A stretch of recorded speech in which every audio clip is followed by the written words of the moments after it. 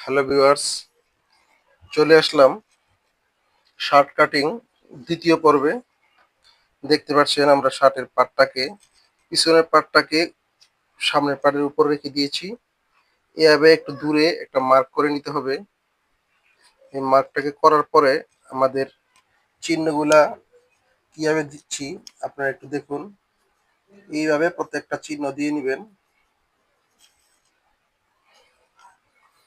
আর আমি পিছনের পাট কেন কেটে থাকি, পিছনের পাট আগে কাটলে সামনের পাটের দাগগুলা দিতে সহজ হয়। আর যারা সামনের পাট আগে কাটে তাদের কাটতে কাটতে একটা সময় অভ্যাস হয়ে যায়, সামনের পাটটাকেই প্রথম কাটে। কিন্তু আমি যার কাছে শিখেছিলাম সে বলেছিল পিছনের পাট নাকি প্রথম কাটতে হয়। কিন্তু পরবর্তী সময় দেখলাম অনেকেই সামনের পাটও আগে কাটে।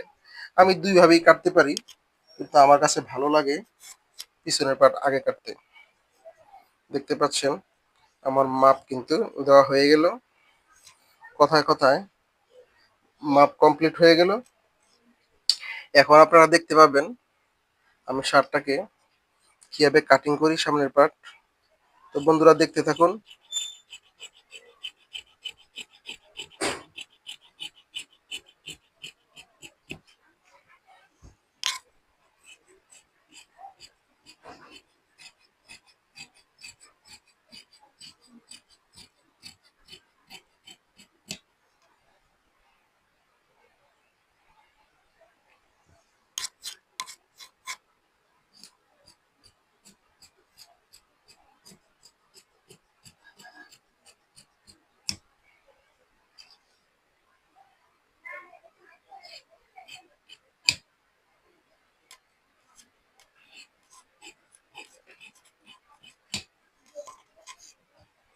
আমাদের কিন্তু সামনের পাটটা কাটিং হয়ে গেল,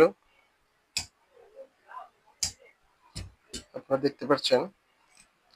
তবে কাটিং হয়ে গেলেও হাতার মোড়াটা কিন্তু আরেকবার শেপ দিব কাছে টেনে এনে। যদি ফিনিশিং এর কোনো ঘাটতি থাকে যেন ঠিকঠাক করে নেওয়া হয়, কিন্তু আমি যা দেখলাম ফিনিশিং ঠিকঠাকই আছে, তাই আমার কিছু করা লাগলো না।